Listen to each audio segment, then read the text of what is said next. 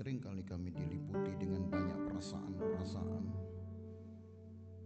Kami sering kali diganggu dengan banyak pikiran-pikiran. Dan kami rasa Engkau juga sebenarnya memiliki pikiran dan perasaanmu sendiri. Tetapi Engkau tidak pernah dikuasai oleh pikiran dan perasaan-perasaan yang buruk. Sekalipun umat Tuhan melakukan hal yang buruk, Engkau membebaskan dirimu Tuhan dari semua pikiran prasangka-prasangka yang buruk. Walaupun Engkau diperlakukan dengan tidak baik, Engkau bahkan mungkin ditinggalkan oleh umatmu, tapi selalu Engkau punya pemikiran-pemikiran yang luar biasa, yang hebat bagi semua manusia, terlebih bagi orang-orang percaya.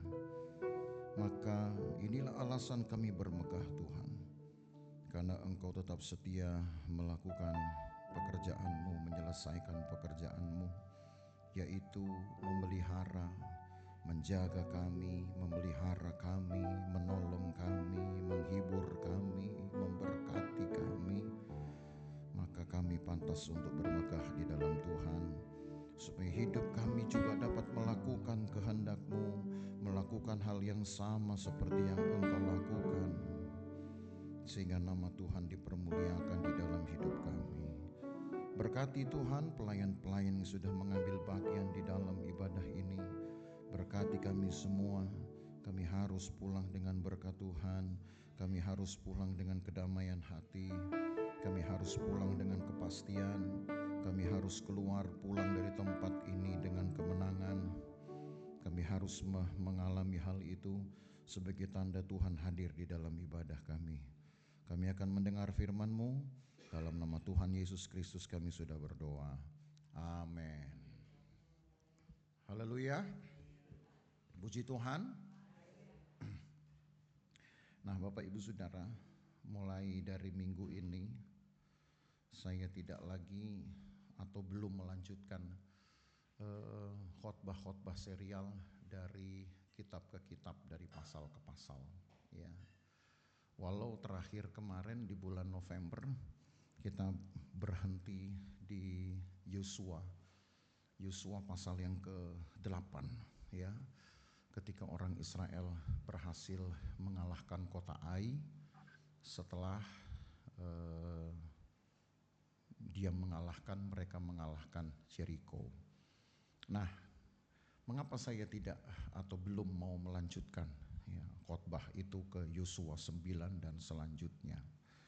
Karena saya melihat ada satu kebutuhan yang sebetulnya umum, ya, menjadi kebutuhan dari jemaat Tuhan, adalah memahami keutuhan Alkitab ini berdasarkan kesaksian-kesaksian dari tokoh-tokoh Alkitab sepanjang sejarah hidup mereka.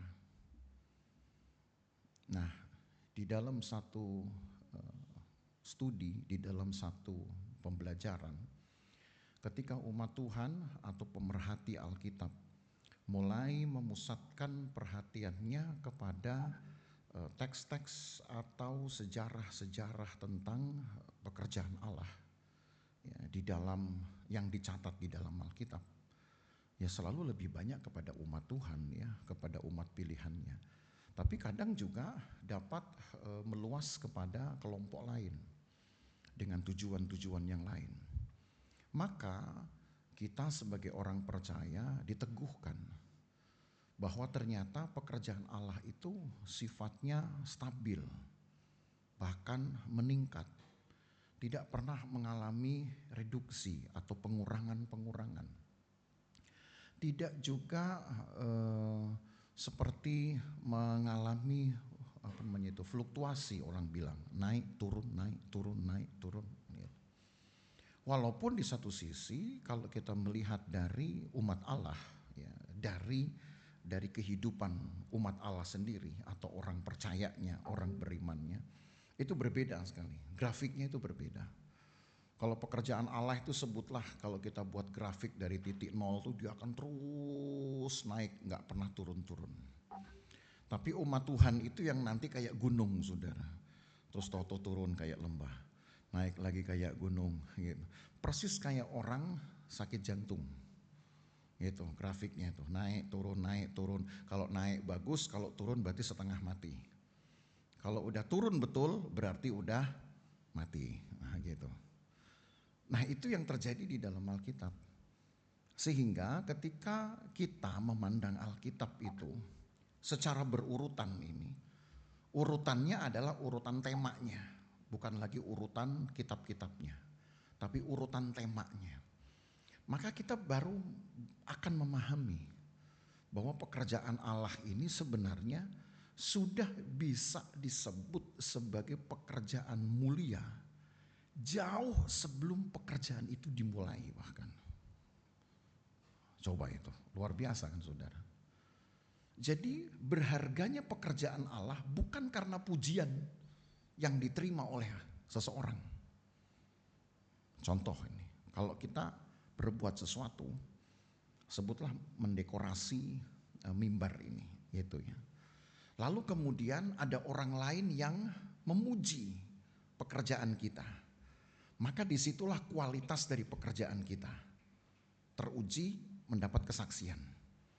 Oh iya bagus loh dekornya, rapi loh kerjaannya. Pekerjaan itu baru mendapatkan nilai ketika ada pujian. Nah, bagi Allah, pekerjaan Allah itu sebenarnya tanpa pujian itu sudah agung nilainya, sudah besar sekali. Kalaupun kemudian ada seseorang yang memuji pekerjaan Tuhan, itu disebut hanya sebagai satu kesaksian-kesaksian tambahan yang menguatkan imannya sendiri, tapi tidak menambahkan pekerjaan Allah sebenarnya. Karena tadi saya katakan Allah itu pekerjaannya sudah bisa disebut unggul atau baik bahkan sebelum dimulai pekerjaan itu sendiri. Nah, kalau kita belum mulai dekor. Bagaimana orang tahu pekerjaan kita baik? Harus dimulai dulu atau harus bertahan dulu sekian hari pekerjaan kita. Oh, enggak rusak-rusak misalkan, tahan lama, barulah nanti orang akan menilai pekerjaan kita itu benar, serius gitu. Kenapa? Karena tahan lama. Ada yang mengerjakan sesuatu, tahu-tahu baru 1 jam, 2 jam udah hancur. Berarti ini bikinnya seadanya. Nah gitu. Nah itulah yang perlu kita pelajari Bapak Ibu Saudara. Bagaimana Allah itu awalnya dapat dikenal. Oknum ini kan tidak terlihat. Pertanyaan yang lebih serius sebenarnya adalah kalau Bapak Ibu Saudara bisa menyebut sebagai orang beriman, saya percaya kepada Tuhan. Bagaimana cara saudara percaya kepada Tuhan itu? Sementara belum tentu ada seseorang yang dapat meyakinkan saudara tentang Tuhan itu ada apa enggak. Tapi toh iman dari beberapa orang tetap berjalan dan bahkan terkumpul di dalam satu komunitas yang kita sebut gereja. Atau, nah ini dia yang juga tidak kalah serius. Atau jangan-jangan sampai hari ini seseorang yang menyebut dirinya Kristen itu sebenarnya belum betul-betul paham secara komplit Allahnya itu siapa. Tapi hanya ya berani aja menjalani kehidupan imannya atas dasar ya kalau orang lain bisa berarti saya harus bisa. Kalau orang lain bisa bertahan ikut Tuhan, berarti saya terbuka peluang untuk bertahan. Taruhlah seandainya pengalaman hidupnya lebih pahit saya, gitu. Seandainya ya kita baru mengawali sebuah perenungan. Seandainya pengalaman hidup saya lebih pahit, penderitaan yang saya alami lebih pahit, tapi sudahlah karena saya mau cari-cari Tuhan seperti apa toh mungkin sulit sekali. Udah saya tinggal lihat si A. Kalau si A bisa untuk setia, bisa untuk rajin, ya udah deh, saya ikuti aja. Ikuti cara hidupnya. Nah, atau seperti itu. Mungkin jangan-jangan kekristenan zaman sekarang didasarkan atas hal itu. Tetapi pemahaman tentang Tuhan sendiri jangan-jangan masih cetek, sebutlah begitu. Itu beda Bapak Ibu Saudara. Bedanya di mana nanti? Bedanya pada kekuatan untuk bersaksi. Kita jadi sulit untuk bersaksi tentang Tuhan yang kita percayai. Paling ujung-ujungnya ya kita hanya meyakinkan orang dengan pengalaman kita. Ya saya bisa kok, ikut Tuhan saya bisa. Walaupun seringkali saya susah, walaupun seringkali lebih banyak hari-hari saya mengucurkan air mata daripada ketawa. Tapi ya sudahlah, saya ikut Tuhan. Ya yang seperti ini cukup baik sih saya katakan. Tetapi kurang dapat memperkuat kesaksian tentang Tuhan. Sementara nanti saudara akan temui, akan pahami di dalam Alkitab. Allah juga menuntut kesaksian-kesaksian itu dari umat pilihannya. Gitu.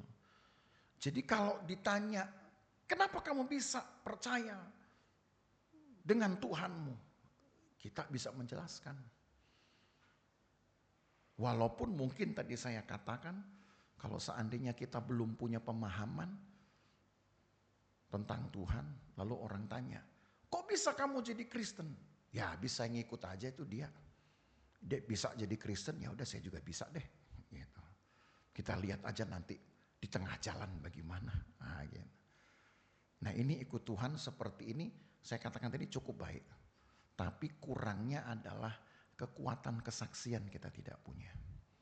Sementara di dalam Alkitab, pelan-pelan Bapak Ibu Saudara akan pahami sedikit demi sedikit bahwa Allah juga menuntut itu. Ya. Karena memang ada pekerjaan Allah yang meluaskan hal itu terjadi.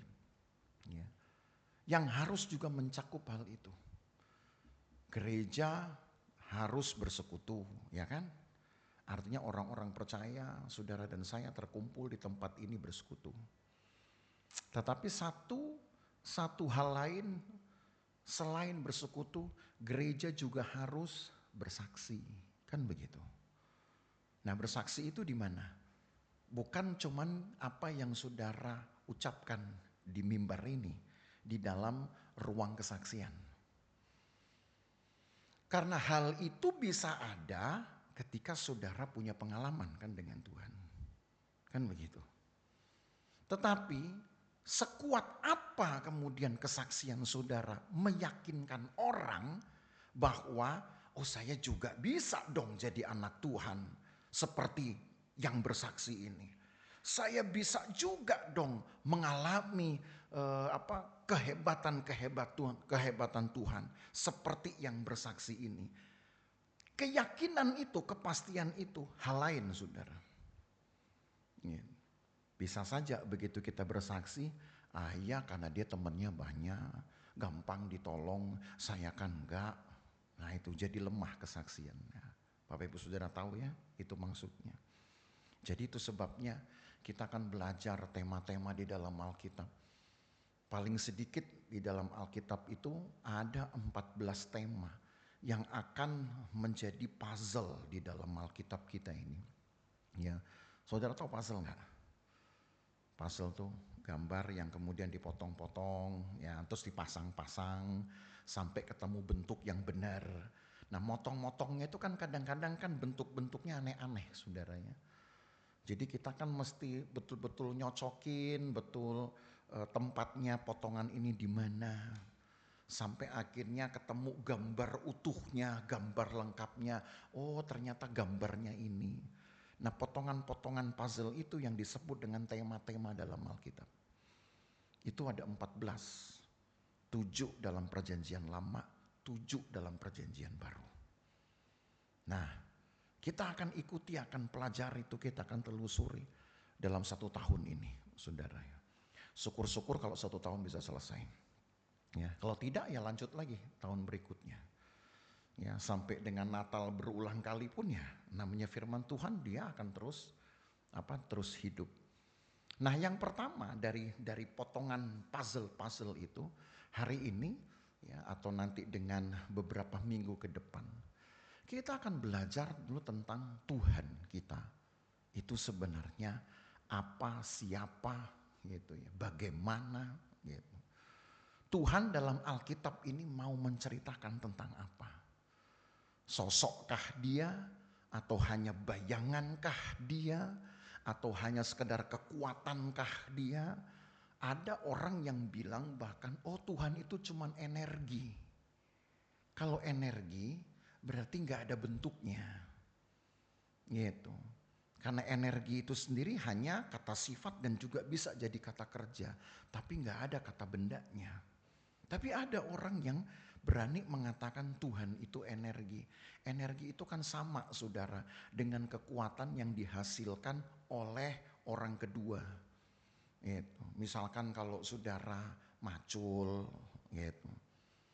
Maka kemudian keluarlah energi yang akan menghasilkan hal-hal baru dari macul itu. Misalkan tanah jadi terbongkar kah gitu. Atau mungkin nanti sawah jadi terbajak semua kah? Itu belum bilang energi. Saudara makan pun kemudian secara kasat mata ya tidak terlihat akan dihasilkanlah energi dari makanan. Tapi kan tidak perlu barang saudara energi. Nah apakah Tuhan itu hanya energi di dalam Alkitab? Nah itu akan kita lihat Bapak Ibu Saudara. Jadi memulai dari pertanyaan, coba tanyakan kepada diri saudara sendiri. Kok bisa ya saya kenal Tuhan? Kira-kira kenapa saudara kenal Tuhan?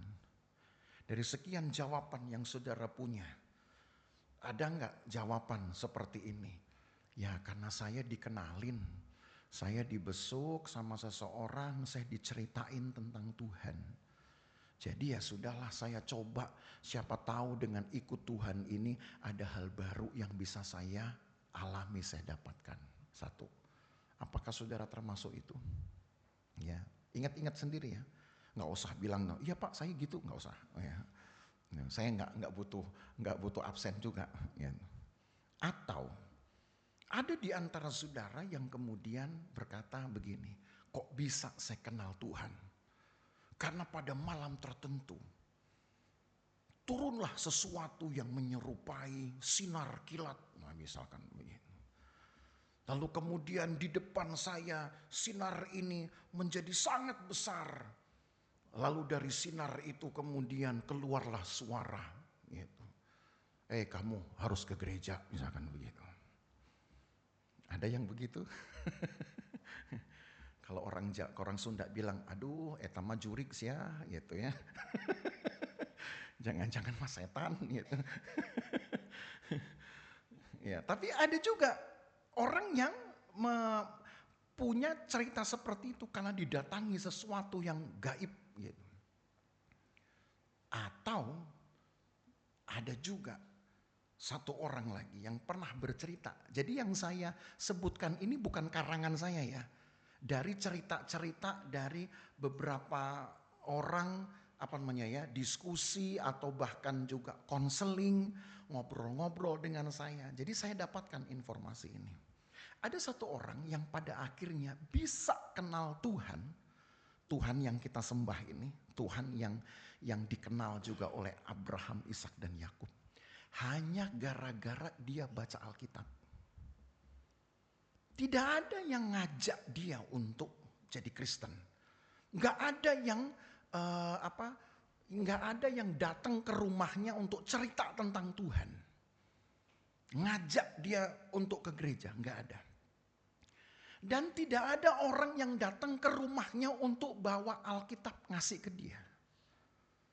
Sebab dia bilang sendiri, kalau saya didatengin orang yang ngasih saya Alkitab, saya buang nih Alkitab. Karena memang dia nggak mau percaya dengan Tuhan yang kita sembah. Tapi saya terus tanya, nah kalau begitu, dari mana ceritanya kamu jadi Kristen, percaya kepada Tuhan yang saya sembah karena baca Alkitab? Kalau ada orang nganter Alkitab, kamu buang. Nah ceritanya begini, saya mulai dengan cerita ini, saudara. Tapi ini pengalaman. Satu kali ketika saya ingin membuang sesuatu di tempat sampah, saya melihat kok ada buku. Gitu. Buku ini masih bagus sekali begini. Dan seolah kayak ada sinar gitu. Mungkin bersihnya atau bagaimana. Maka saya penasaran. Saya ambil buku ini. Ketika saya buka, loh saya kenali ini kitab sucinya orang Kristen. Maka saya mikir, kok ada orang yang berani membuang kitab sucinya? Di agama saya diajarkan untuk menghormati kitab suci itu sebagai Allah sendiri. Perkataannya Allah sendiri, bahkan Allah sendiri.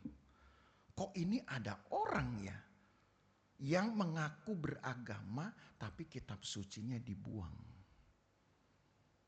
Tapi yang heran adalah dia berkata, saya kok malah nggak pengen ngebuang Alkitab ini. Padahal apa susahnya saya balikin lagi tempat sampah. Dan kan tadi dia bilang, kalau ada orang datang ke rumahnya ngantar Alkitab, toh dia buang. Tapi ini karena Alkitab dia temukan sendiri, dia rasa sayang karena penasaran, kok ada orang yang membuang kitab sucinya, dia bawa pulang. Tuh, hebat gak saudara? Kalau ada orang ngasih Alkitab dia buang. Tapi ini karena dia temukan sendiri dan dia penasaran. 1-2 hari dia biarkan Alkitab itu tergeletak di meja dia. Gak dia papain. Dia bilang 1-2 hari. Lama-lama di hati saya berkecamuk pikiran. Gitu. Kalau orang ini, orang beragama ini membuang kitab sucinya, apa yang menyebabkan dia membuangnya? Sakit hatikah dia? Atau mungkin ada yang salahkah di kitab suci itu? Tuh Bapak Ibu Saudara bisa bayangkan tuh. Dan itu ketika dia cerita, saya sudah saya sudah paham itu yang disebut dengan cara Allah bekerja dengan senyap di dalam hati orang ini. Jadi ditimbulkan penasaran. Penasarannya mungkin bukan karena di Alkitab ini cerita tentang Tuhan apa ya? Enggak. Penasarannya dimulai dengan ada yang salah enggak di kitab itu? Kok dibuang? Gitu. Apakah orang ini sedang kesel dengan sesuatu yang diceritakan di Alkitab itu sehingga dia buang? Dari situ loh saudara, dia enggak pengen baca Alkitab karena pengen tahu, enggak. Dia pengen baca Alkitab hanya penasaran karena kok ada yang dia sebut orang bodoh yang membuang kitab sucinya. Tapi di situ Allah tuntun hati orang itu sebenarnya. Dibaca loh saudara. Dan dia butuh waktu berbulan-bulan membaca tuntas. Dan ketika kemudian saya tanya, apa hasilnya? Ya Bapak lihat sendiri. Sekarang saya jadi Kristen. Jadi apa yang kau baca? Setelah saya baca kitab suci ini Pak, saya baru tahu bahwa inilah satu-satunya kitab suci yang gak ada salahnya. Coba itu saudara. Yang tidak ada salahnya. Yang paling indah, yang semua ayat bahkan saling berhubungan satu sama lain. Gak kayak kitab suci saya yang dulu. Nah, dia bilang gitu. Maka dari situlah saya makin penasaran. Berarti harusnya Tuhan yang diceritakan di kitab suci ini harusnya lebih hebat dong. Karena itulah jadi Kristen. Kira-kira Ada juga nggak yang punya pengalaman itu? Kan ada 3 macam tadi itu. Ada yang karena tadi, saya diajak-ajak nih. Terpaksa deh saya masuk gereja, habis diajak-ajak. Ntar kalau nggak dipinjemin modal lagi misalkan gitu. Ya, jadi orang Kristen itu kayak urusannya jadi kayak bisnis, saudara. Yang kedua, saya jadi Kristen tuh karena tadi didatengin sama sinar goib. Atau yang ketiga, jadi Kristen itu karena baca Alkitab. Walau nggak ada orang yang ngasih, nemu sendiri. Udah, mungkin ada banyak hal yang lain. Tapi saya cukupkan dengan 3 ini saja. Pertanyaannya sekarang bagi saudara. Dari ketiga ini, ada nggak yang jadi pengalaman saudara? Atau kalau nggak ada ketiga ini, ya berarti nanti ada keempat dan kelima, tapi saya sebutkan minggu depan aja deh. Kalau nggak ntar kebanyakan saudara ya. Ntar khotbah minggu ini cuma cerita aja ujung-ujungnya. Gitu. Tapi minggu ini, hari minggu ini, dari 3 hal ini, coba saudara renungkan.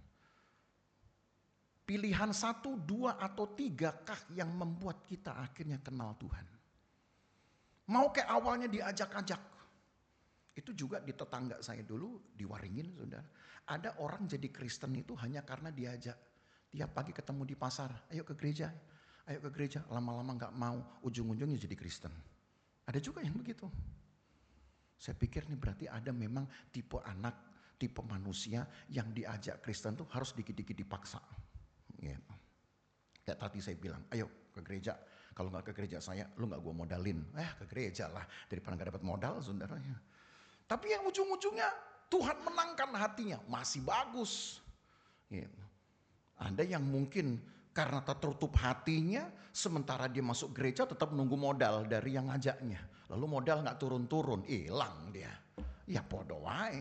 Kalau begitu tetap tidak akan ada impact apapun. Atau yang kedua, saudara dapat bisikan tertentu. Sampai hari ini yang nomor 2 itu saya pengen tapi saya belum pernah ngalamin saudara. Gitu. Pernah saya berdoa tengah malam harapannya, kalau tengah malam kan sepi. Siapa tahu Tuhan datang begitu ya. Gitu. Saya udah berdoa sampai jam 2 pagi itu ingat saya. Kok nggak ada yang datang, nggak ada yang bisik-bisik begitu. Misalkan datang, hei Daniel, minta apa? Gitu. Nggak ada juga. Ya. Tapi ada orang yang berani bilang begitu. Ada loh Pak, saya didatengin suara goib. Gitu. Apa itu suaranya? Kalau nanti kamu mati, kamu mau kemana? Katanya. Maksudnya apa? Saya tanya. Iya, suara itu bilang di telinga saya. Lu kalau mati, udah tahu belum mau kemana? Cuman ada 2, kalau nggak surga, ya neraka. Gara-gara itu saya jadi Kristen. Oh ada juga dong kalau begitu. Luar biasa ini. Atau ada yang jadi Kristen karena baca Alkitab. Nah 3 hal ini mau saya bahas hari ini Bapak Ibu Saudara. Bagaimana kita bisa mengenal Allah. Karena di satu sisi Allah kita, Tuhan kita dalam Alkitab. Saya jadikan judul hari ini. Itu selalu bergerak. Dia tidak jauh dan tidak diam. Jadi Allah kita itu tidak jauh artinya dekat. Jauh tempatnya iya. Tapi buat Allah kita tempat itu gak pernah jadi masalah. Saudara bilang sekarang dari gereja ini ke rumah saudara jauh apa dekat? Ya, tergantung ya. Kalau lagi happy deket Pak gitu karena lagi happy. Tapi kalau lagi suntuk, aduh males Pak, apalagi hujan, kayak jauh banget gereja itu sama rumah saudara. Ya, istilahnya tuh kayak Bogor ke Sukabumi gitu misalkan. Kenapa? Karena hati lagi empet. Jarak yang dekat bisa jauh. Tapi kalau lagi semangat, yang betul-betul jauh terasa dekat. Tadi pagi saya melayani sebuah gereja di Mangga Besar 1. Ibadah jam 10 pagi. Ketemu dengan satu anak Tuhan. Gitu. Dia yang menyambut saya, nunggu saya saudara. Karena ditugasi gitu. Kamu nanti nunggu pendetanya. Arahin pendetanya ke masuk ke gereja. Saya datang ngepas jam 10 kurang 5 tuh saya nyampe. Ya. Lalu kemudian dia cerita, wah hujan ya Pak ya gitu. Untung enak Bapak dekat gitu. Ya memang dekat kan dari Mabes 9 ke Mabes 1 nggak usah naik mobil pun bisa. Cuman tadi pagi kan rada hujan. Ya. Jadi ya sudah. Lalu dia bilang, ya itulah untungnya kalau dekat. Memang Bapak tinggal di mana? Wah, terus dia cerita, saya ini Pak di Tangerang. Tangerang udah mau deket bandara di belakangnya. Loh, emang ada gereja di sana, saya bilang. Ada sih Pak, tapi saya pengennya ke sini. Saya bilang begini. Jam berapa Bapak bangun tiap hari, tiap minggu? Apa kalau mau ke gereja? Jam 5. Karena saya mesti jalan itu jam 6. Lah kan gak macet kalau hari Minggu, saya bilang. Iya karena saya ada tugas Pak. Saya ditugasi. Jadi saya mesti hadir di sini paling tidak 1 jam sebelumnya. Tapi lebih enak, lebih pagi saya datang duluan. Saya bilang, wih dari Tangerang saudara, ujung bandara. Terus saya bilang, itu Bapak tiap minggu? Iya. Bapak rasa ada yang berat? Saya tanya. Enggak, deket aja tuh. Deket aja. Rumah saudara ada yang di Tangerang? Ada yang Serpong. Loh, ya. Kalau yang di tengah Tangerang masih bilang jauh, oke kita maklumi. Tapi ada yang di ujung gang, terus saudara bilang, aduh jauh gereja itu. Ampun deh ini jauh ya. Ntar kalau ada gempa bumi baru tuh yang jauh tuh langsung deket tuh kena lari itu saudara ya. Jadi begitu model orang itu banyak. Yang harusnya jauh bisa dibilang dekat, yang harusnya dekat bisa dibilang jauh. Tapi yang saya mau terangkan, kalau saya sebut Allah dalam Alkitab, Tuhan dalam Alkitab itu tidak jauh. Itu bukan perkara tempat. Memang Tuhan itu kalau dikatakan sorga, ya sampai sekarang gak ada orang yang bisa menemukan sorga di mana koordinatnya. Ya. Pernah ada yang coba pesen Grab dari Losufan ke sorga? Ada yang bisa kasih tahu lokasinya? Kan gak ada. Ya. Dimanapun di seluruh dunia ini gak akan nemu koordinat sorga. Memang betul jauh. Tidak terjangkau. Tapi kalau kemudian tema ini tertulis Tuhan itu yang dalam Alkitab itu tidak jauh. Berarti pada dasarnya Tuhan itu dengan kemahakuasaannya dapat membuat dirinya berada di tempat-tempat lain dalam waktu yang sama. Itu maksudnya dia. Tidak jauh. Saudara mikir, gimana caranya itu? Bisa ada di tempat lain dalam waktu yang sama. Kan perlu jarak kita jalan. Sedekat-dekatnya aja. Sebutlah ini ke sebelah. Ya. Ke rumah Bu Susan misalkan. Tetap harus butuh. Paling tidak 10 langkah. Langkahnya orang gede. Kalau langkahnya balita ya 20 kali ya. Gitu. Tetap ada jarak dong. Gitu. Ada jarak berarti ada waktu. Sedekat-dekatnya. Tapi Tuhan bagaimana caranya? Dia di tempat yang jauh, koordinatnya pun kita nggak bisa temukan. Tahu-tahu Allah bisa ada. Hari ini saudara percaya nggak Tuhan ada di sini? Nah, kepercayaan saudara karena apa? Karena memang pengakuan, karena memang pemahaman, pengetahuan dan pengakuan bahwa Allah itu maha besar. Allah itu maha kuasa. Dia mau bikin apa saja atas mau dia tanpa harus dipengaruhi dengan keputusan orang lain. Dia bisa melakukannya. Pemahaman seperti itu kan berarti perlu waktu saudara memahaminya. Oh gitu ya Tuhan kita ini. Ternyata sejauh-jauhnya Tuhan itu berada di tempat yang koordinatnya kita belum bisa tentukan sekarang. Berarti itu jauh loh saudara. Kalau saudara mau pergi, tapi saudara gak bisa nemu koordinatnya, tempat itu saudara bilang jauh boleh. Betul gak? Tapi sekarang kan apa-apa dengan maps, pasti dapat dong. Gitu. Pasti dapat. Paling tidak kalau bukan alamat dituju, alamat tetangganya, pasti dapat. Gitu. Seperti ini orang awalnya komplain, ini geraha nomor 22 mana sih susah amat. Udah cari aja Geraha Medika, gitu. Sebelahnya tetangga dapat. Tapi lama-lama sekarang orang bisa dapat tinggal ketik Geraha MSP, alamatnya sudah tertulis. Artinya ujung-ujungnya kedetek juga. Kalau memang tetangga-tetangga sudah kedetek. Tapi kalau saudara cari satu lokasi dan gak ada di maps misalkan, itu saudara bilang jauh bisa. Nah sorga begitu. Tapi herannya si penghuni sorga ini, dia mau datang kapan aja, di tempat yang paling jauh pun bisa. Asal saudara yang buka hati, kan begitu. Kalau enggak ya Tuhan cari tempat lain. Kan ada ayat berkata, kalau ada yang ngetuk pintu dibuka. Kalau Tuhan ketuk pintu hatimu, ya buka hatimu. Gitu. Jangan cuma menang bisa nyanyi, ku buka hati. Gitu. Cuman itu doang. Tapi disuruh buka hati nggak bisa. Kapan Pak saya nggak bisa buka hati? Kalau lagi marah sama orang. Coba itu marah sama orang yang ikut dimarahi Tuhan. Tanda saudara nggak buka hati kan? Saudara kesal sama orang, gua nggak mau lihat muka orang itu pokoknya. Kalau dia ada di gereja, gua nggak masuk gereja, misalkan gitu. Tahu-tahu dia masuk gereja terus, saudara mau kemana? Dia di pasar terus, saudara mau kemana? Delalah dia tinggal di depan rumah saudara, saudara nggak mau keluar rumah? Gitu. Begitu buka pintu, ya ketemu dia. Gitu. Lama-lama saudara kemimpi-mimpi loh nanti. Ya. Mau makan, ingat kamu. Gitu. Mau minum, ingat kamu. Jadi keinget melulu, kan jadi sebel saudara. Jadi Allah kita di dalam Alkitab disebut sebagai Allah yang tidak jauh. Karena dia dapat menempatkan dirinya sesuka dia. Tetapi yang kedua, selain dia tidak jauh, dia juga Allah yang tidak diam.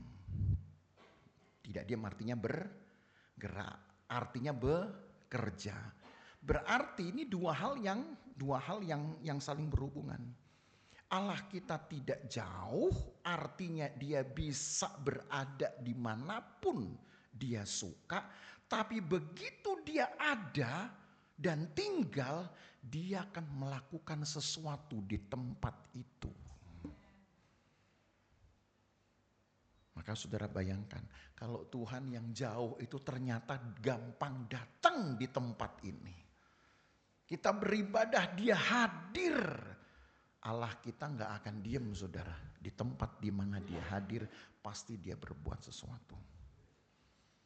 Jadi kita dapatkan dua pemahaman sekaligus. Allah kita ini, jangan nanti saudara bilang nanti, oh Allah saya ini suka keluyuran. Enggak, yang keluyuran itu otak kita aja. Saudara bilang keluyuran. Allah kita enggak suka keluyuran. Allah kita milih tempat saudara. Dia datang itu walaupun buat dia jarak enggak masalah. Dia harus pastikan kalau dia datang kan dia kerja. Jadi dia enggak mungkin datang ke tempat yang enggak. Paham kan saudara? Maka tempat apa yang paling memungkinkan di mana dia datang dan dia bekerja? Ya rumah Tuhan. Satu, rumah saudara kalau saudara beri waktu dan beri hidupmu untuk Tuhan. Dan rumah hati kita ini. Percayalah dia gak akan datang kemana-mana dan gak mungkin dia keluyuran walaupun dia bisa ada di mana-mana. Sebab yang harus dia pastikan ketika dia ada dimanapun, dia harus melakukan sesuatu. Bahkan melepaskan kuasanya.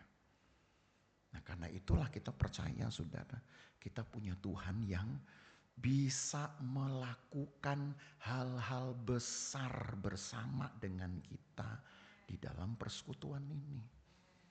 Jadi saudara harusnya terhibur. Sejauh-jauhnya Tuhan kita, dia gak akan mungkin datang ke tempat-tempat yang enggak. Dia cuma datang ke rumahnya, rumah Tuhan. Kalau ada persekutuan, ada ibadah. Dia datang ke rumah saudara. Kalau di rumah saudara bangun mezbah doamu, datang Tuhan itu. Pertanyaannya saudara datangkan dia enggak? Kita bangun enggak tempat untuk Tuhan datang? Jangan-jangan Tuhan pas mampir lihat di jendela saudara, ya lagi bobo, ya udahlah saya lewat gitu. Misalkan, ya lagi pada ngomongin orang, saya lewat, cari tempat lain. Atau tempat yang ketiga, hatimu sendiri. Cuman itu, saudara. Nah, tempat pertama, nah kita belajar dalam Alkitab sekarang. Kita bicara tentang gereja, tentang tempat ibadah. Ini kan ketika sudah di era perjanjian baru sudah dikenal gereja. Ketika belum ada, kemana ya kira-kira Tuhan datang? Nah, kita lihat yuk Keluaran pasal ketiga. Keluaran pasal yang ketiga. Keluaran pasal yang ketiga, saya ingin kita mulai baca itu dari ayat yang ke-7.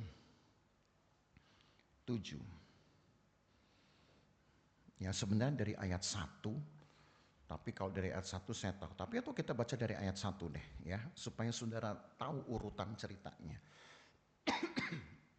Adapun Musa, ia biasa menggembalakan kambing domba Yitro mertuanya, imam di Median.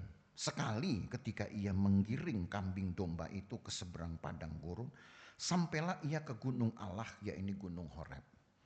Lalu malaikat Tuhan menampakkan diri kepadanya di dalam nyala api yang keluar dari semak duri. Lalu ia melihat dan tampaklah semak duri itu menyala tapi tidak dimakan api. Ini baru malaikat Tuhan yang datang, saudara ya.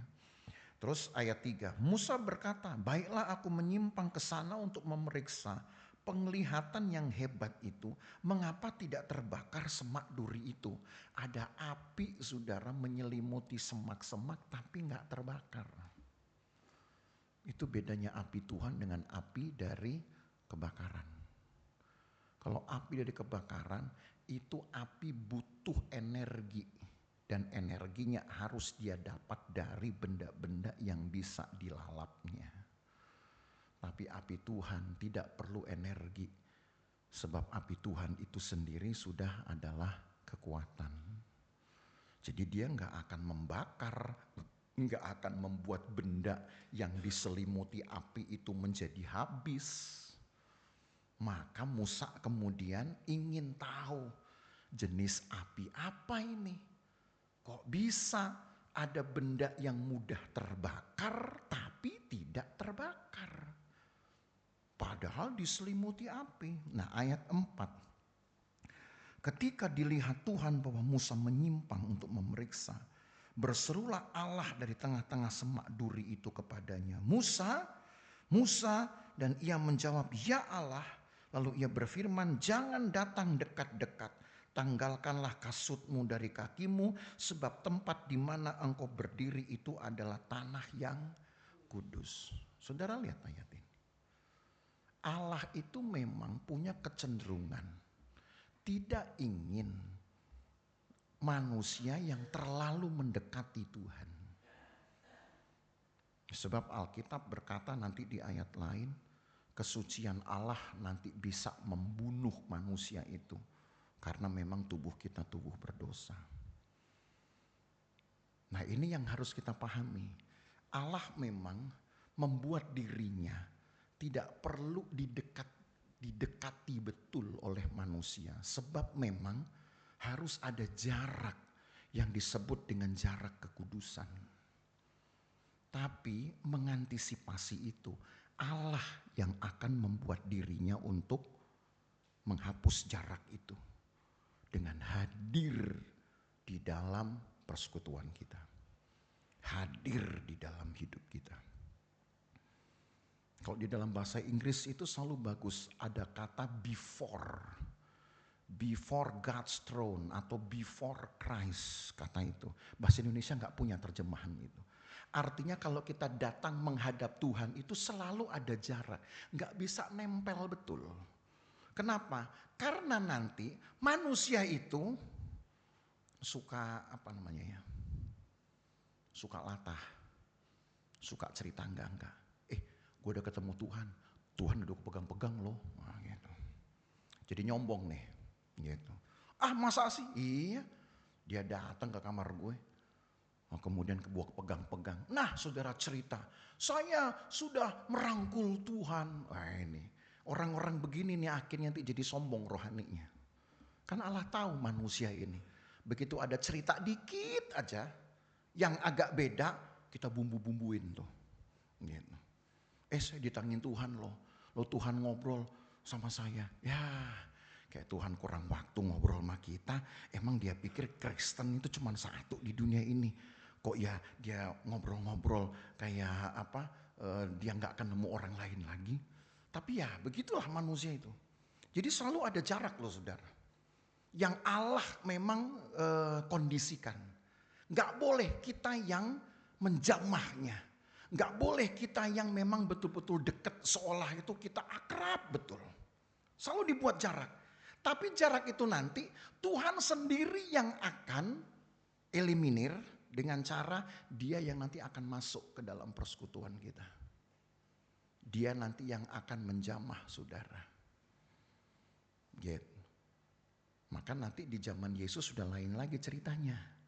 Di zaman Yesus Allah kita sudah punya kelembagaan, sudah punya tubuh. Barulah bisa dijamah, jubahnya bisa dipegang. Paulus bilang, aku pun sudah menjamahnya. Nah, itu lain cerita karena ada wujudnya, ada jasadnya. Tapi kalau Allah dalam keadaannya sebagai roh, gak bisa juga didekati. Maka sesuai ayat ini Allah selalu bikin jarak. Nah ini saudara jangan salah paham. Jarak yang Allah kondisikan ini saya sebut dengan jarak kekudusan. Dengan jarak ibadah, jarak penyembahan. Antara kita dengan Tuhan memang kita gak akan mungkin betul-betul bisa masuk seolah kayak orang cerita ngada-ngada begini. Tuhan datang dalam bentuk asap. Lalu saya kemudian masuk ke dalam asap. Itu mungkin karena dia udah kebiasaan kerja saudara di bak sampah. Begitu dia bakar sampah lalu kemudian dia masuk di asapnya. Jadi kebayang-bayang, Tuhan itu udah saya masuki. Ya karena orang selalu pengennya kan dibunga-bungain ceritanya. Jadi saudara tahu sekarang Allah nggak bisa didekati, atau lebih tepat saya katakan Allah membuat dirinya memang hanya untuk, ya sebutlah hanya untuk didekati lah ya, hanya untuk dibuat jarak paling dekat.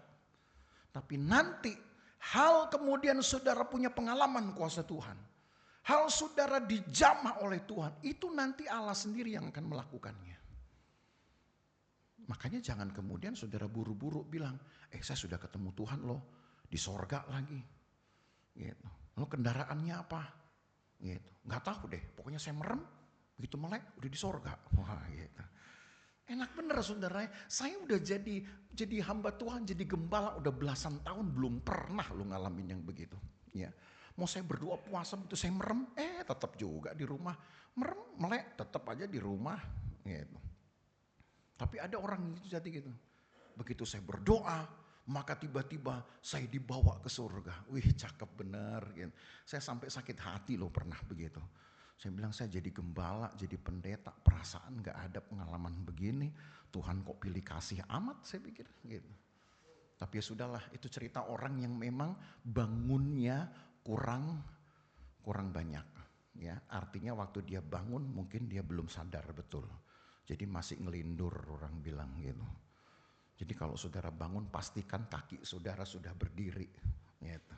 Kalau belum tuh kebanyakan menggigau. Nah maka Allah kemudian berkata kepada Musa selanjutnya ayat yang ke-6. Lagi ia berfirman, Akulah Allah ayahmu, Allah Abraham, Allah Ishak dan Allah Yakub. Lalu Musa menutupi mukanya sebab ia takut memandang. Tuh. Orang yang benar aja takut memandang Allah. Jadi kalau ada orang yang cerita sama saudara sudah ngelihat Tuhan, saudara mesti kritis. Orang benar aja takut memandang. Gimana kita saudara? Yang setengah benar setengah enggak, jangan-jangan. Ya. Atau masih bagus itu, lebih banyak enggak benernya. Mau mandang sok-sok mandang Tuhan, kolaps nanti. Tapi Allah ini memperkenalkan diri seperti apa?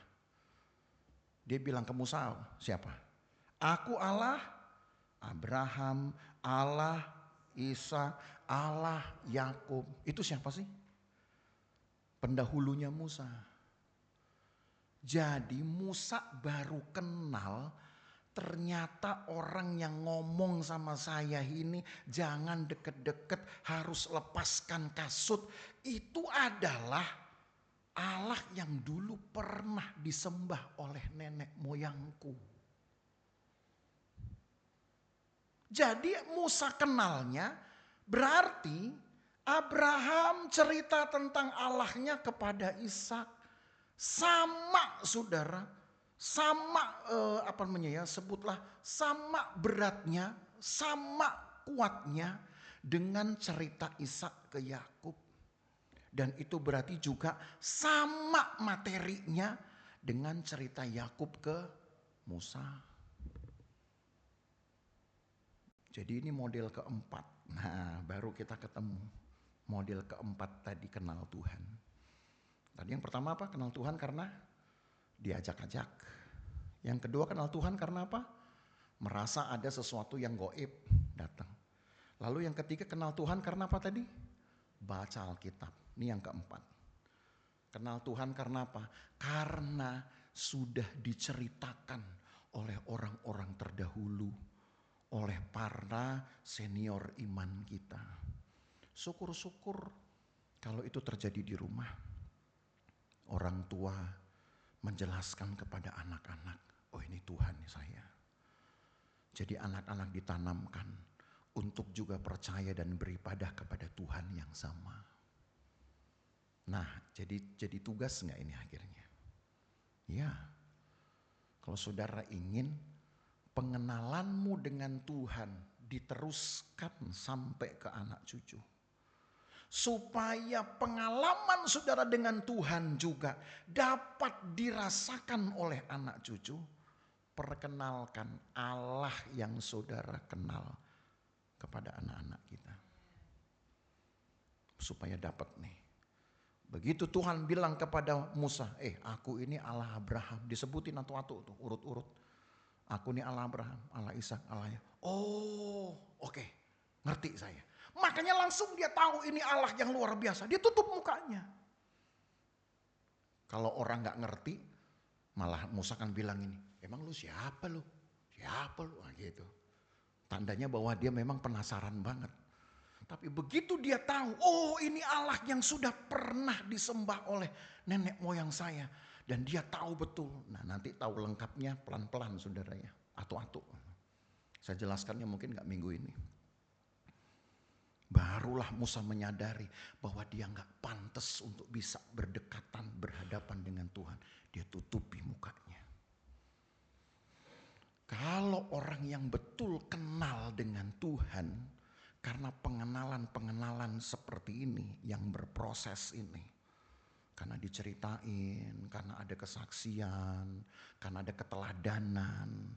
Maka yang tumbuh itu penghormatan. Yang tumbuh penghormatan. Saudara ingin generasi saudara, anak-anak saudara, tumbuh sebagai anak-anak Tuhan yang hormat kepada Tuhan. Itu tanggung jawab saudara loh. Ajarin. Aduh capek saya mau ngajarin. Ada yang bilang gitu mungkin. Kenapa capek? Iya, habis kalau saya ngomong dia melengos melulu. Ya namanya anak zaman sekarang begitu. Ya. Jadi kalau ngomong mungkin mesti sambil jalan-jalan. Ya. Saya pernah punya pengalaman sama anak saya, saudara. Saking udah banyak sekali. Alasannya banyak. PR banyak. Nanti ada bimbingan belajar. Udah sekali waktu saya bilang, saya cuman bilang, papa antar aja. Nanti Agatha pulang sendiri. Saya bilang enggak, papa tunggu di sini. Mau ngapain? Ya mau nungguin, saya bilang. Enggak bosen, enggak. Yang saya tungguin itu bukan orang lain, Bung. Yang saya tungguin itu anak papa. Jadi enggak apa, mau sampai tengah malam papa tungguin.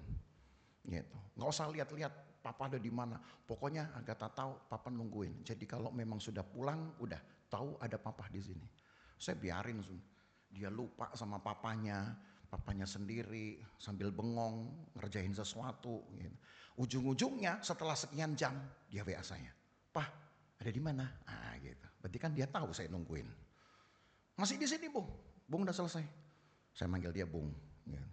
Sudah, ya udah, mau pulang atau mau jajan?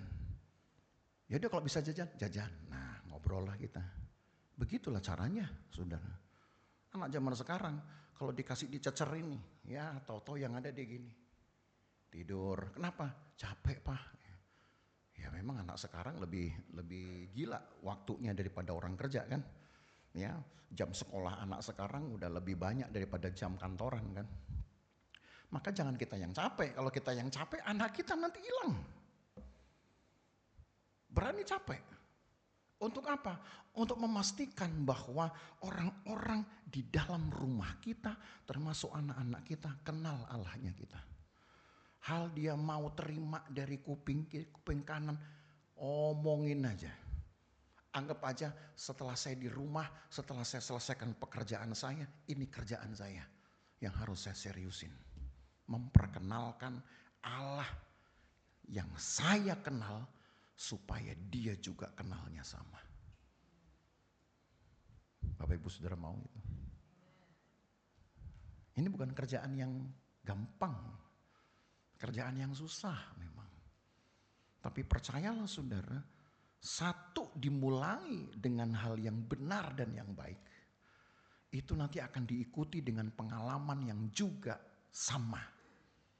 Artinya begini, apa yang Musa pertama kali respon ketika dia tahu, oh yang berhadapan dengan saya ini adalah Allah yang pernah disembah nenek moyang saya, yang pernah kemudian juga menyertai nenek moyang saya, itu nanti yang akan mendatangkan pengalaman yang sama seperti di zaman mereka. Pendeknya, apa yang Musa alami dengan Tuhannya itu juga sama dengan apa yang nenek moyangnya pernah alami dengan Tuhannya. Nah, kan kita pengen dong anak-anak kita, keluarga kita, seisi rumah kita punya pengalaman ini.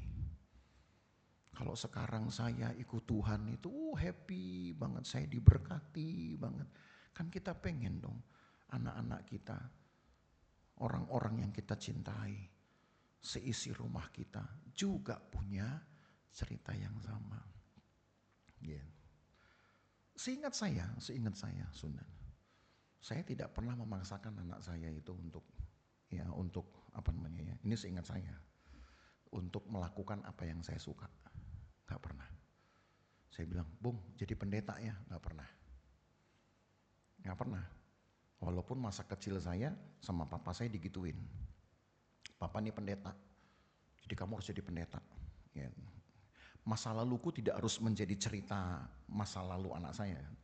Jadi saya nggak suruh, Bung tahu nggak? Papa dulu waktu seusia Bung dipaksa opa jadi pendeta misalkan begini. Saya nggak gitu. Bung nanti ke depan mau jadi apa? Ya.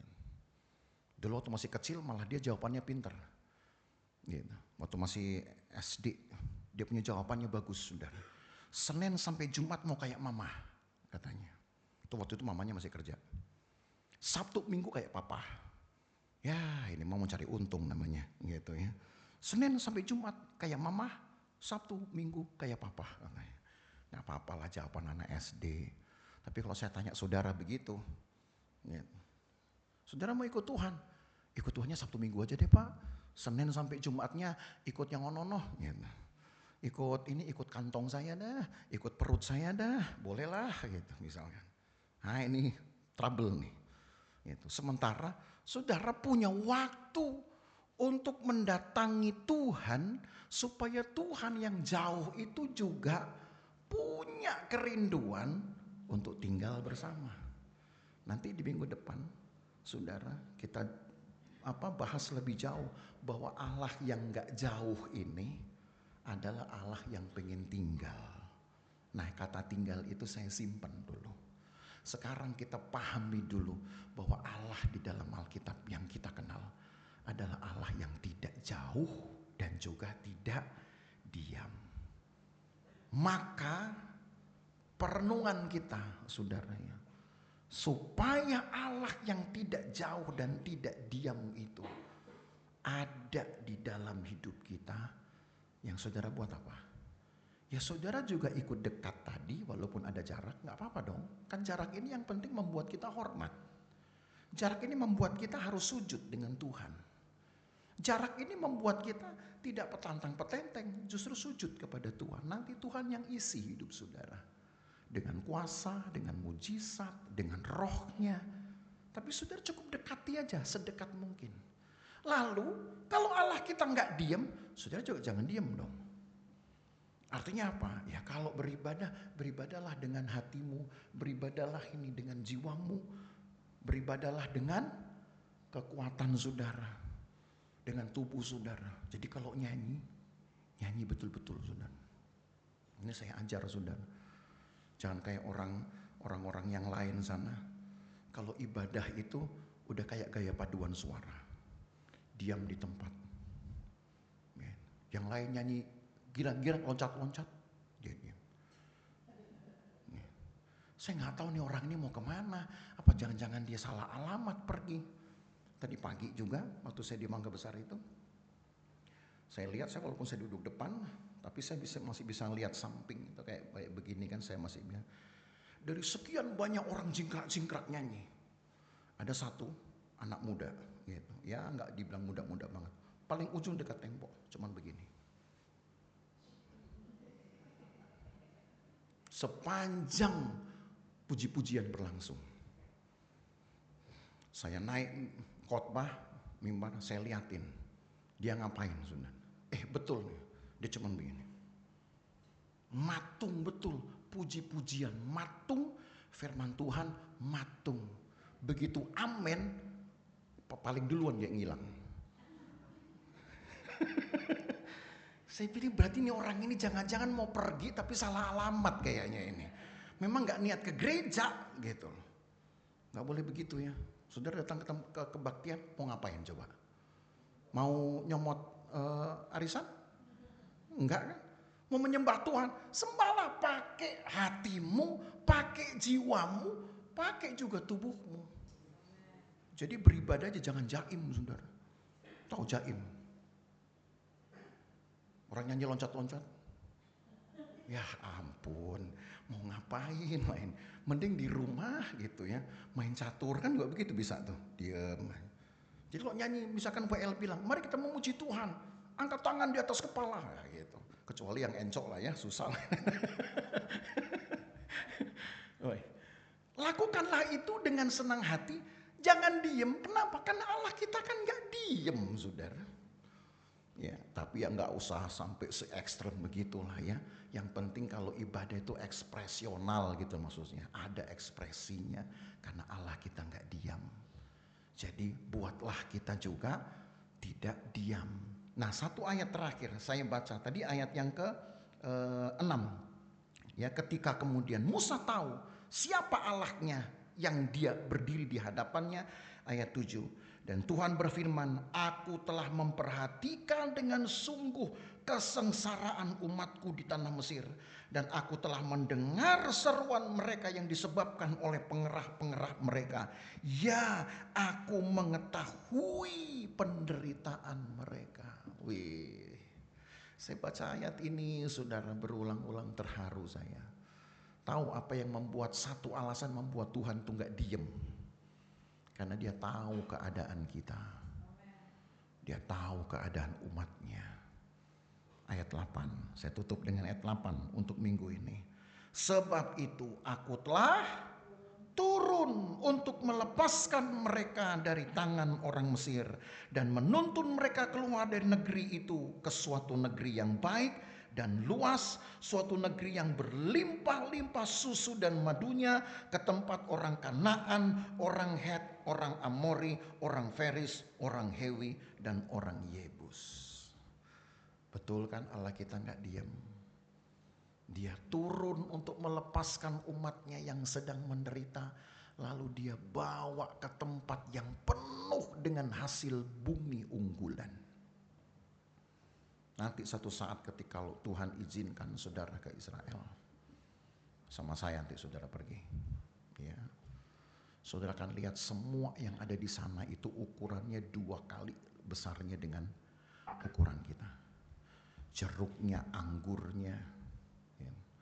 Anggur di sana udah kayak bola bekel saudara, ya, buat nimpuk orang pun bisa. Ya. Saking gedenya, anggur di sini ya ampun, udah kecil-kecil, udah kayak kelereng, ya. Di Israel udah kayak bekel besar. Ada juga yang satu, saya pikir itu hampir kayak apel, tapi bukan. Gede. Semua hasil bumi sana gede-gede. Tuhan berkati memang tanah itu, karena Allah nggak mau diam. Tetapi umat Tuhan juga jangan diam. Bagaimana tidak diam? Satu, kalau di dalam gereja pakailah ini. Jadi kalau datang ibadah pertama dengan hatimu dulu. Oh, saya mau beribadah, saya mau berikan sesuatu, enjoyin dulu. Seandainya saudara datang lagi kesel hati, keselnya saudara taruh dulu di depan pintu ini. Berharaplah dia hilang dibawa setan yang kita usir. Ya kan kita tengking setan.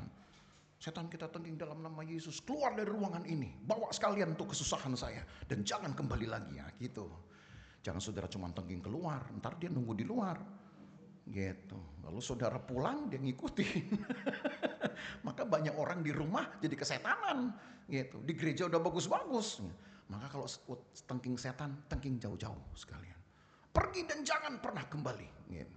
Pergi ke ujung dunia, ke luar angkasa atau kemana kayak gitu. Jangan kemudian diam. Lalu itu satu, saudara di dalam ibadah mulailah tidak diam, beri hati saudara, beri jiwa dengan semangat, tubuh saudara juga menyanyi. Ya. Lalu yang kedua, jangan diamnya di mana? Di rumah. Pastikan bahwa orang-orang rumah mengenal Allah yang sama dengan yang saudara kenal. Supaya nanti kalau atas kehendak Allah nanti, Tuhan datang kepada mereka. Mungkin saudara pernah berdoa. Atau saudara berdoa, Tuhan datanglah kepada anak saya, berikanlah pencerahan. Oh, bisa saja saudara. Saya juga sering berdoa begitu untuk anak saya. Berikan kepadanya kecerdasan, berikan kepadanya kemampuan untuk dapat memahami semua pelajaran, semua kondisi. Berdoa toh, orang tua kan berdoa, cuman berdoa. Tuhan nanti kerjakan. Maka satu saat ketika Tuhan nanti datang kepada anak-anak kita, Tuhan cukup berkata, aku ini adalah ayah dari bapakmu, Allah dari bapakmu.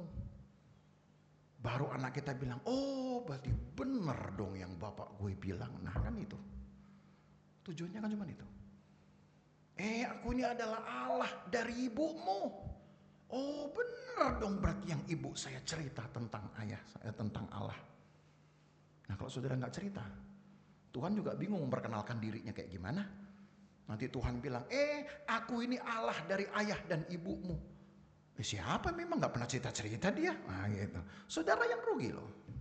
Saudara yang salah. Ya. Jadi karena Allah kita tidak jauh, Allah kita juga tidak diam. Maka janganlah saudara jauhkan dirimu dari persekutuan dengan Tuhan. Dan janganlah diam. Mau saudara?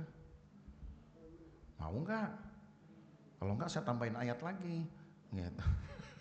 Kebanyakan nih ayatnya. Itulah Allah kita saudara. Makin lama saudara kenal Tuhan kita, dengan pengalaman-pengalaman pengiringan iman saudara kepada Tuhan, Tuhan akan lengkapi pemahaman saudara. Dan dengan firman Tuhan. Makanya kenapa saya ingin bekali saudara selalu dengan pengetahuan ini. Buat saya itu berhutang betul kalau saya sebagai gembala tidak mengajarkan seluruh Alkitab kepada jemaat.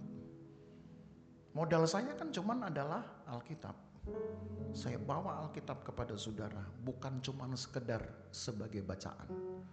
Saya bawa Alkitab kepada saudara sebagai satu pemahaman. Makanya kenapa kita perlu waktu ibadah.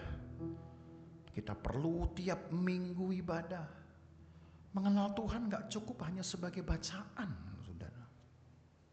Dibaca ini mungkin kalau saudara baca ambil waktu. 1 minggu selesai. Kalau saudara memang ambil waktu betul, menyisihkan waktu konsentrasi, gak kerja, gak apa, hanya untuk baca Alkitab dari ujung sampai ujung, seminggu selesai. Yakin gitu. Tapi dapat apa saudara? Dapat apa kita? Orang baca Alkitab dapat apa kira-kira? Dapat capeknya doang. kalau saudara pahami ini pelan-pelan, saudara akan dapat pekerjaan Tuhan. Saudara akan dapat kuasa Tuhan. Kita masih punya minggu-minggu yang banyak saudara untuk menerangkan ini. Ini baru awal.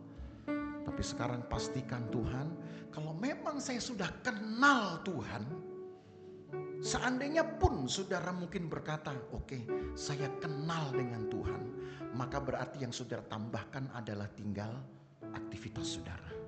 Cara saudara memuji, cara saudara berbakti, cara saudara bersekutu dengan Tuhan, itu saudara tambahkan. Tapi kalau mungkin saudara kata, aduh Tuhan, saya sebenarnya belum kenal betul siapa Tuhan ini. Baca Alkitab ini. Kan tadi sudah ada cerita. Ada orang yang akan jadi Kristen hanya gara-gara baca Alkitab. Saudara punya banyak kesempatan. Bisa baca Alkitab. Saudara bisa tanya ke saya. Jadi jangan sungkan-sungkan saudara. Kalau saudara memang pengen tahu banyak, Pak Gem ini isinya apa, artinya apa, bilang ke Bu Gem. Saya sediain waktu buat saudara. Kalau perlu kita ngobrol dari matahari terbit, matahari terbenam juga gak apa-apa. Cuman saudara gak pernah datang ke saya soalnya. Gitu. Saya pikir, wah jemaat Losupan udah pinter-pinter nih berarti. Gitu. Gak ada yang datang ke saya soalnya. Kalau saudara bingung, datang ke saya. Lewat Bu Gem ini. Tak tolong dong Pak Gem ngobrol, kita ngobrol-ngobrol. Ayo. Gitu. Saya lo pernah saudara. Orang tapi jemaat lain ini. Ngajak saya ngobrol tentang Alkitab dari buka mall sampai tutup mall. Kalau nggak pernah saya ceritain 3 kali telepon, bro ada waktu, saya pengen bahas Alkitab. Oke. Di Jakarta Selatan saudara, di Gandaria City, di Gancit. Jam 10 begitu mall buka kita masuk ngopi dulu sampai jam 12. Ayo bro kita pindah tempat ke restoran, makan siang di mall itu. Ngobrol lagi sampai jam 4 sore. Bro kita pindah tempat lagi, cari ngopi sampai kita diusir. Pak udah mau tutup. 3 kali loh saudara. Maka saya pikir-pikir kalau orang lain bisa ngajak saya ngobrol dari buka mall ke tutup mall, jemaat sendiri bisa nggak? Bisa, saya kasih waktu. Saya kasih waktu buat saudara. Gitu. Maka yang rindu pasti sudah akan dapat pengalaman yang berbeda. Haleluya. Mari kita berdiri Bapak Ibu Saudara.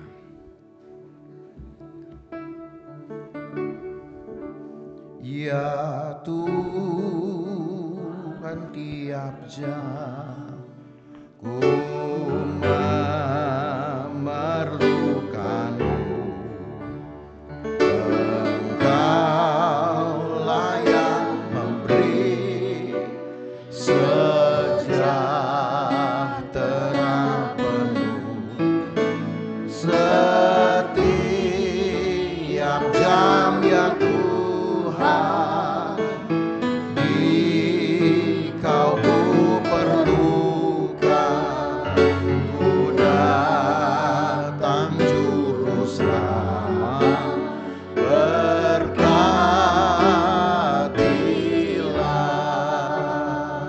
lagi.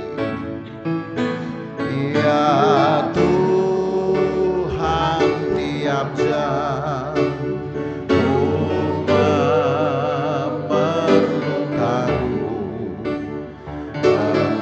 Engkaulah yang memberi sejahtera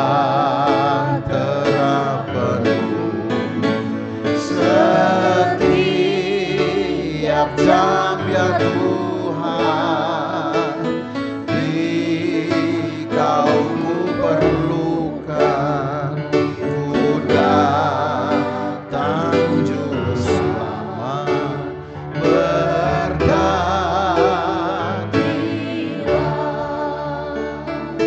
Ingat saudara, Tuhan kita tidak jauh, Tuhan kita tidak diam. Sekarang secepat apa saudara ingin dekati Tuhan, lalu saudara juga ingin berikan hidupmu bergerak, jiwa kita bergerak, roh kita bergerak, tubuh kita bergerak, maka Allah akan menghadirkan pengalaman-pengalaman hebat bersama dengan kita. Gak usah disuruh, dia akan tetap bergerak. Karena memang Allah kita gak diam. Tapi kalau umat Tuhan yang diam, bisa apa dia? Tuhan bisa berkata berulang-ulang, Musa, Musa. Tapi kalau Musa tidak menjawab, apa yang Tuhan dapat? Kepada Paulus pun Allah berseru, Paulus, Saulus. Ada jawaban. Sekarang seandainya dia datang kepada saudara dan memanggil, tapi saudara yang diam, Tuhan dapat apa, saudara? Tuhan gak dapat apa-apa dari saudara. Maka karena Allah kita tidak jauh dan tidak diam, saudara lakukan hal yang sama. Jangan jauhkan dirimu dari persekutuan dengan Tuhan, dan gunakan pikiran, hati, dan tubuh saudara untuk menyembah Tuhan. Berkatalah, Tuhan, aku perlu Engkau. Bukan cuma tiap hari, tapi tiap jam. Sebab kadang di tiap jam saya mengalami banyak sekali masalah. Tuhan ada di mana-mana. Dia tidak jauh dari kita, saudara. Saat saudara buka pintu hatimu untuk Tuhan, maka Tuhan datang dan bersekutu. Haleluya. Ya Tuhan, tiap jam ku memerlukan-Mu. Engkau yang memberi sejahtera penuh setiap jam, ya Tuhan. Di Kau ku perlukan, ku datang juru selamat. Berkatilah lagi dari awal, ya Tuhan. Ya Tuhan, tiap jam ku memerlukan-Mu. Engkaulah yang memberi sejahtera penuh setiap jam, ya Tuhan. Di Kau ku perlukan, ku datang juru selamat. Berkatilah setiap jam, ya Tuhan. Di Kau ku perlukan, ku datang juru selamat. Berkatilah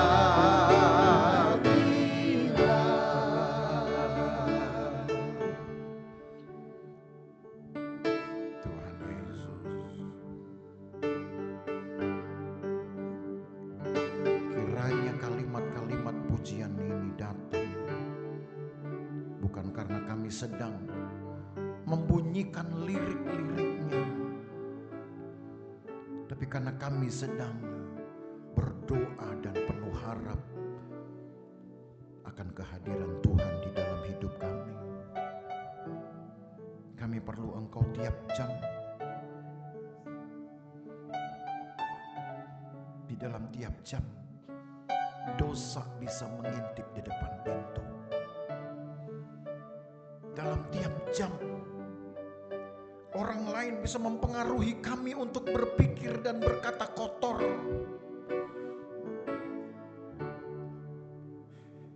Tuhan, pagari hidup kami. Tiap-tiap jam di dalam perjalanan hidup kami, juga di dalam perjalanan iman kami. Tiap-tiap jam, Tuhan. Supaya ketika Engkau datang dengan kuasa yang menyelamatkan, hidup kami tertolong, hidup kami diberkati. Terima kasih Tuhan Yesus. Terima kasih Tuhan. Sertailah umat-Mu di dalam keseharian mereka. Bangkitkan kerinduan umat-Mu untuk memahami Allah lebih banyak dibanding hari-hari yang lalu. Dengan cara membaca Alkitab-Nya. Kalau terbatas orang-orang lain yang mungkin berpengetahuan, terbatas mungkin untuk berbicara, berdiskusi dengan kami. Kami masih punya Alkitab untuk kami baca. Karena Alkitab adalah dirimu sendiri. Itulah tanda kami butuh Engkau. Kami butuh Engkau, kami tidak ingin diam. Karena Allah kami juga tidak pernah diam. Berkati umat-Mu, pagari hidup kami semua. Supaya tiap-tiap hari kami punya kesaksian yang baru. Untuk orang lain. Terlebih lagi untuk anak-anak kami, untuk seisi rumah kami. Berkati Tuhan Yesus. Berkati Tuhan Yesus. Terima kasih banyak Tuhan. Besertalah dalam hidup kami semua. Berkatilah yang ada di rumah kami. Berkatilah Tuhan yang juga ada di dalam pekerjaan kami. Orang-orang yang membantu mungkin pekerjaan kami.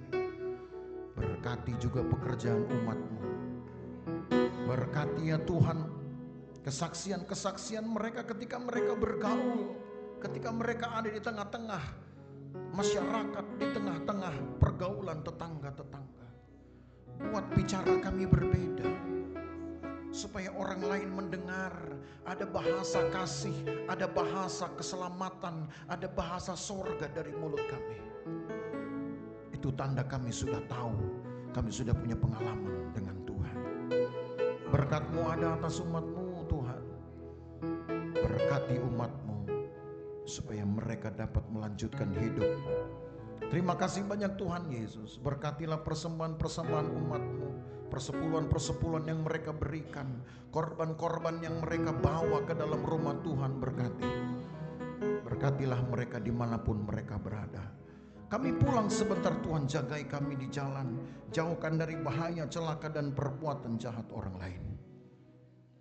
Kami tiba dengan sukacita dan selamat dari Tuhan sendiri. Terima kasih banyak Tuhan Yesus. Maka sekarang Bapak Ibu Saudara pulang dengan bawa berkat dari Allah Bapa, kasih sayang dalam persekutuan dengan anaknya Yesus Kristus, dan penyertaan Roh Kudus memelihara kita dari hari ini sampai selama-lamanya. Segala kemuliaan hanya bagi Tuhan.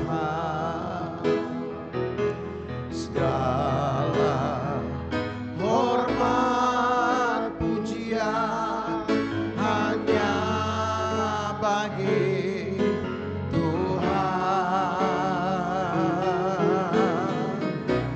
Kuasa dan kemuliaan hanyalah bagi Tuhan.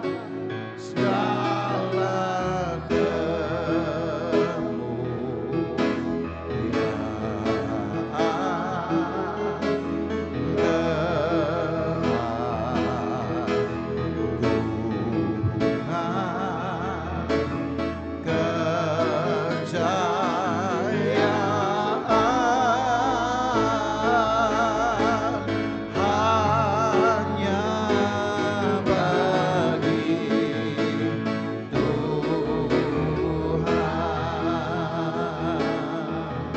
jemaat yang diberkati, bersama kita berkata,